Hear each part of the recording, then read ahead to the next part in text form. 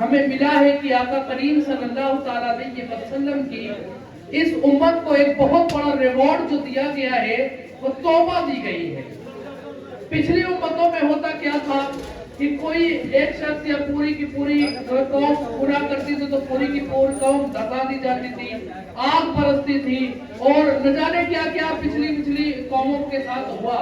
لیکن آپ دیکھیں کہ یہاں پر کون سا گناہ آج ہمارے معاشرے کے اندر نہیں ہو رہا ہے، اور سارے گناہ بلندیوں پر ہیں، بڑے زیادہ سرگرم ہیں سارے گناہ کے معاملات، اور آپ دیکھیں کہ اجتماعی عذاب نہیں آ رہا ہے۔ نبی پاک صلی اللہ تعالیٰ علیہ وسلم نے اس امت پر اجتماعی عذاب نہ آنے کے لیے دعا کی ہے۔ اسی کی برکت ہے کہ آج ہم پر آگ نہیں برس رہی ہے، آج ہم زمین پہ نہیں گاڑے جا رہے ہیں، آج ہم جو ہے وہ بندر نہیں بنائے جا رہے ہیں۔ اس کی وجہ یہ ہے کہ ہم جو ہے آقا کی اس دعا کی برکت حاصل کر رہے ہیں، جس کی وجہ سے اجتماعی عذاب نہیں آ رہا ہے۔ سب سے پہلے ہم اپنی بات کو اگر دیکھتے اور جج کرتے ہیں تو قرآن سے جج کرتے ہیں۔ پیارے محترم اسلامی بھائیوں، آئیے دیکھتے ہیں رب تبارک و تعالیٰ قرآن میں کیا ارشاد فرماتا ہے۔ توبہ کے تعلق سے اللہ تبارک و تعالیٰ کا فرمان سنیے۔ رب ترجمہ کنز ایمان بہت غور سے سنیے گا، چند منٹ کا بیان انشاءاللہ میں کروں گا، اور ترجمہ کنز ایمان اور اللہ کی طرف توبہ کرو اے مسلمانوں، سب کی سب اس امید پر فلاح پا جاؤ۔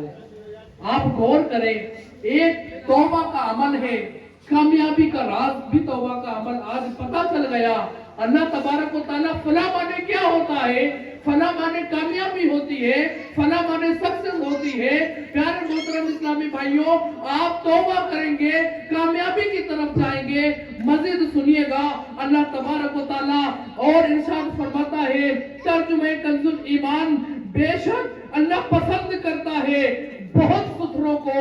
اے پیارے محترم اسلامی بھائیوں، میں اپنے آپ سے پوچھتا ہوں، آپ اپنے ایمان کی حرارت سے پوچھئے، اللہ تبارک و تعالیٰ اگر ہمیں پسند کر لے گا تو کیا دنیا کے اندر آزمائشوں میں رکھے گا؟ اللہ کریم اگر پسند کر لے گا کیا نزا کے وقت سختیوں میں رکھے گا؟ اللہ کریم اگر پسند کر لے گا کیا قبر کے عذاب میں مبتلا کرے گا؟ اللہ کریم پسند کر لے گا کیا میدان محشر کی ہولناکیوں میں ہمیں دوچار ہونا پڑے گا؟ پیارے محترم اسلامی بھائیوں، آئیے سنیے، اللہ کریم اگر پسند کر لے گا تو مخدوم اشرف جاگیر کی چھجوی ہوگا۔ اللہ تبارک و تعالیٰ اگر پسند کر لے گا محبوب الہی ہوں گے۔ اللہ تبارک و تعالیٰ اگر پسند کر لے گا غریب نواز ہوں گے۔ اللہ کریم اگر پسند کر لے گا حافظ ملت ہوں گے۔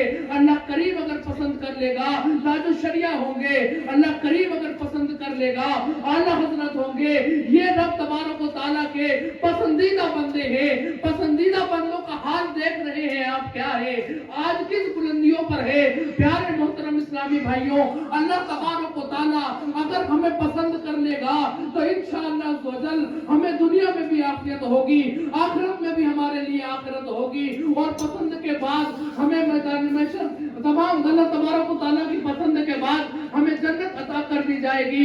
پیارے محترم اسلامی بھائیوں، ایک بات تو ذہن بن رہا ہوگا کہ ہم توبہ کریں گے، لیکن اے میرے پیارے محترم اسلامی بھائیوں، عرض کروں کہ ڈیفینیشن آف توبہ ہے کیا؟ توبہ کہتے کس کو ہے، اس کو بھی جاننا ضروری ہے۔ آج کا بے باکی کا دور ہے، آج لوگ کہتے ہیں مولوی تو کون ہوتا ہے فتویٰ لگانے والا، میرے رب کا معاملہ ہے۔ پیارے محترم اسلامی بھائیوں، اللہ تبارک و تعالیٰ نے ہمیں ایک قانون دیا ہے، ایک ضابطہ دیا ہے، وہ قرآن کی صورت میں ہے، آقا کی سیرت میں ہے۔ ہم کو پہلے اس بات کو جب تک ہم ضابطوں پر نہیں آئیں گے، جب تک ہم جو ہے اس کے قانون کو نہیں مانیں گے، تب تک وہ چیز وہ عمل ہمارا ہوگا نہیں۔ توبہ کے تعلق سے یہ ہے، فرسٹ آف آل سب سے پہلے ہم یہ بات ایکسپٹ کریں کہ واقعی یہ مجھ سے گناہ ہوا ہے۔ ہم پہلے اس بات کو مانیں۔ جب آج معاملہ تو یہی خراب ہے، ہم اس بات کو ماننے کو تیار نہیں ہے، نمازیں ہم چھوڑ رہے ہیں، گناہ کبیرہ کر رہے ہیں، جھوٹ ہم بول رہے ہیں، گناہ کبیرہ کر رہے ہیں، عشق مجازی میں ہمارے معاملات ہیں، گناہ کبیرہ کر رہے ہیں، غیبت ہم کر رہے ہیں، جہنم میں لے جانے والا کام غیبت ہے۔ آج گناہوں کو کرتے کرتے ہم اتنے دلیر ہو گئے ہیں کہ ہم اس بات کو جج ہی نہیں کرتے، مانتے ہی نہیں کہ واقعی یہ گناہ ہے۔ پیارے محترم मोहतरम इस्लामी भाइयों, मुजरिम जब सजा उसी को दी जाती है जो अपना जुर्म कबूल करता है। हम अपना जुर्म तो कबूल ही नहीं कर रहे हैं, फिर हमें इसीलिए तौबा की सआदत नहीं मिल पा रही है। वजह यह है कि हम तौबा इसलिए नहीं कर पा रहे हैं, हम अपने गुनाह को गुनाह तस्वुर ही नहीं करते हैं। माज़अल्लाह हंस कर लोग नमाज़ें छोड़ रहे होते हैं और उन्हें एहसास तक नहीं होता कि नमाज छोड़ना भी गुनाह है। ऐ मेरे प्यारे मोहतरम इस्लामी भाइयों, पहले तो हमें इस बात को मानना होगा कि हमने वाकई ये गुनाह जानबूझकर किया है, एक्सेप्ट करना होगा। आगे दूसरा मरहला आएगा क्या? दूसरा मरहला ये है, उसके बाद हमें रब तबारक व तआला की बारगाह में शर्मिंदगी व नदामत करनी होगी कि ऐ अल्लाह, हमने ये गुनाह जानबूझकर किया है, शैतान की चाल में आकर किया है, नफ्स की पैरवी करते हुए हमने गुनाह किया है। तीसरा मरहला क्या है? आपको उसके बाद ये तौबा करनी होगी कि तीसरी तौबा के तीसरा मरहला नंबर 3 ये है कि हमें आइंदा के लिए अहद करना होगा, ए अल्लाह पाक, अब ये गुनाह नहीं करूंगा, तब जाके हमारी तौबा कबूल होगी। फिर सवाल कौम से आ जाता है, हजरत फिर गुनाह हो जाएगा, क्या करूंगा?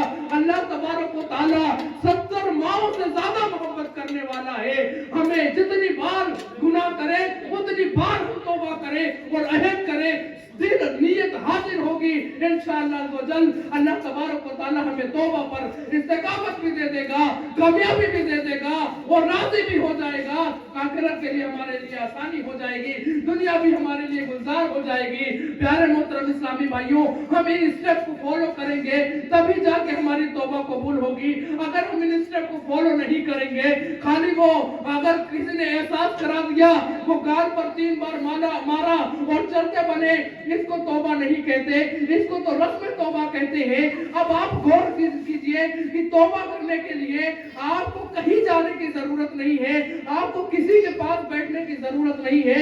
आप बस तौबा के अरकान आज आपने सीख लिए हैं, तौबा के फजाइल आपने सीख लिए हैं। अब बस आपको करना क्या है, रात में बिस्तर पर जाए, बैठ जाए संजीदगी से, पूरे दिन के गुनाह को याद करें और वहीं पर अपने रब से तौबा करें। उस टाइम आप होंगे, आपका रब होगा और कोई देखने वाला नहीं होगा। आप अपने अल्लाह करीम को तौबा करके राजी कर ले। हमारा मामला ये है, हम तो बेबाकी के साथ गुनाह कर ही रहे हैं और तौबा की भी तौफीक नहीं मिलती। ठीक है, आप तौबा करें। एक बात और आपको अर्ज करता चलूं, जो गुनाह कबीरा है यानी जो बड़े गुनाह है, उनकी तौबा के साथ साथ आपको वो अदा भी करना होगा और गुनाह सगीरा की तौबा के साथ वो माफ हो जाएंगे। अल्लाह तबारक व तआला अपने हबीब के सदके करम करेंगे तो माफ हो जाएगी। मिसाल के तौर पे अगर आपने नमाज छोड़ी है, तब आपको तौबा भी करनी पड़ेगी, नमाज वापस भी करनी पड़ेगी। अगर आपने किसी का माल दबाया है, किसी का माल लिया है, आपको तौबा भी करनी पड़ेगी, उसका माल भी वापस करना पड़ेगा। अगर आपने किसी की दिल आजारी करी है तो आपको तौबा भी करनी पड़ेगी और उससे माफी भी मांगनी पड़ेगी। और अगर आपने गुनाह सगीरा है, छोटे गुनाह है, तो वो अल्लाह तबारक व तआला माफ कर देगा। अल्लाह तबारक व तआला फरमाता है, तुम्हारे मफहूम उसका ये है कि मैं बहुत सारी खताओं को माफ कर देता हूँ। ये तुम्हारे हाथों की कमाई हुई, तुम्हारे अपने हाथों की कमाई हुई ये मुसीबतें तुम्हारे तक आती हैं। प्यारे मोहतरम इस्लामी भाइयों, हम इस चीज को समझें। अच्छा, एक बात आपको और कर देता हूँ, बयान को इख्तिताम पर लाता हूँ। प्यारे मोहतरम इस्लामी भाइयों, हम तौबा कैसे करने का हमें बार बार मौका मिलेगा, इसके उलमा ने, फुकहा ने, हमारे जो है इन्होंने बुजुर्गाने दीन ने कई सारे स्टेप बयान किए हैं कि कई सारे हमें इलाज बयान किया है। एक इलाज अर्ज कर देता हूँ, फिर बयान को इख्तिताम पर लाता हूँ। इलाज एक ये बताया गया है कि आपको तौबा करने का मौका बहुत ज्यादा कैसे मिलेगा और आप गुनाहों से बहुत ज्यादा कैसे बनेंगे, उसके लिए नेक सोहबत अख्तियार करने का हमें उलमा बयान करते हैं कि इलाज ये है कि हम नेक सोहबत अख्तियार कर ले, इंशाअल्लाह तो बच जाएंगे। एक आपको प्रैक्टिकल तवज्जो दिलाता हूं प्रैक्टिकल करने की।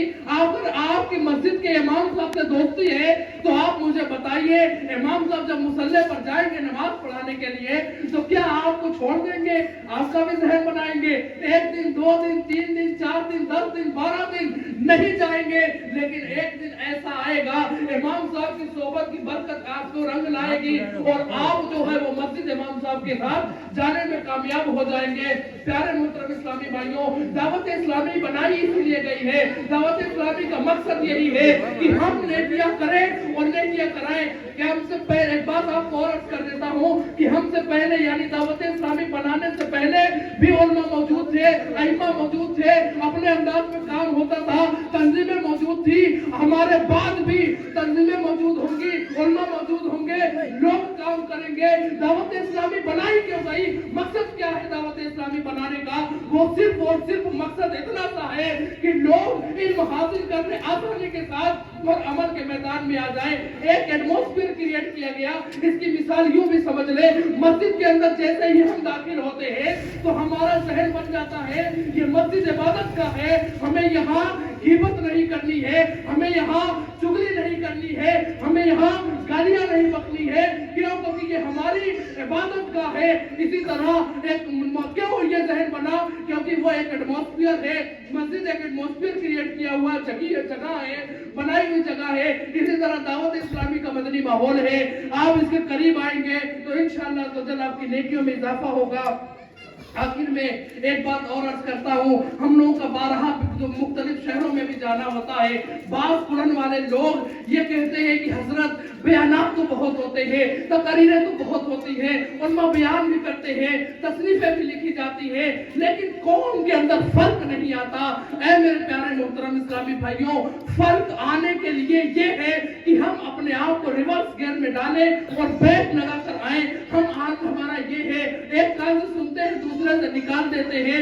फर्क तभी आएगा जब हम अपने आप को अमल के मैदान में लेके आएंगे। अगर हम अपने आप को अमल के मैदान में नहीं लाएंगे तो यूं जिंदगी गुजरती रहेगी और जिंदगी गुजर के हम कब्र में पहुंच जाएंगे। ऐ मेरे प्यारे मोहतरम इस्लामी भाइयों, जब भी किसी बयान के बाद बयान सुनने के लिए जाए, जब भी किसी दीनी महफिल में जाए, जब भी किसी कोई किताब पढ़े, जब भी कोई उलमा की तकरीर सुने, तो आप अपने आप को हाथों हाथ नियत करके रिवर्स गियर में वापस लाए कि मैं आज जो है ये जो बातें सुनी है इस पर इंशाअल्लाह अज़्ज़वजल अमल की कोशिश करूंगा।